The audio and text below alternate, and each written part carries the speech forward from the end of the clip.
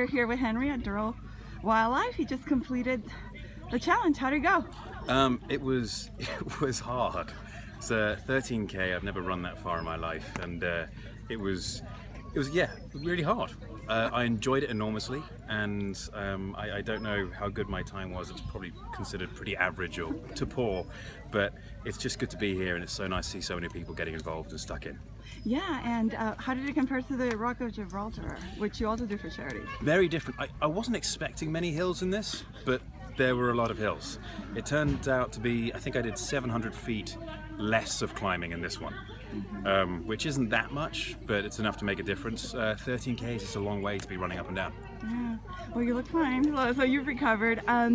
You know, when you were training for this, you kind of let people know on Instagram, now that you're on Facebook as well, and you know, the reception was great, and you had like some humor in there. How has that been, having that direct link with fans? It's been great, actually. It's one of those things which I didn't do for a long time because I wasn't ready to do it, and I just felt that I found my voice and things which I could talk about, and it was important to me to talk about things like this and to show people a slight insight to who I am as a person. Great, so we hope to hear a lot more from you. Yes, indeed. And you know, training for this challenge, I know you're training for filming as well. How did you manage the two? How to manage the time? It was tricky because obviously doing Superman training and trying to put on size, and we started our lean, I think a week, 2 weeks ago, something like that. And to go on a lean and then be doing running like this as well while trying to maintain muscle mass is a tricky balance to make. And I think I probably could have done more training for the run, but that would have been a detriment to my Superman training, and that's a job. You know, I've got a job there which I have been contracted to do, so my priority must lie with doing that right.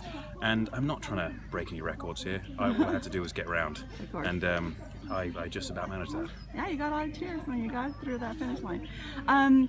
You know, you adopted recently. There's an addition to your family. You have a gorilla family, and then you have a bat son. Yes. How is bat the son. bat son doing? He's great. I'm trying to raise him better than his father was raised.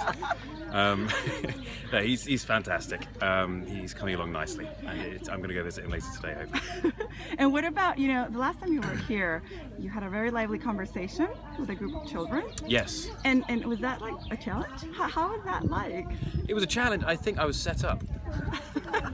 Pretty sure I was set up by some of the producers there who were like, just make sure you say that you like Batman more.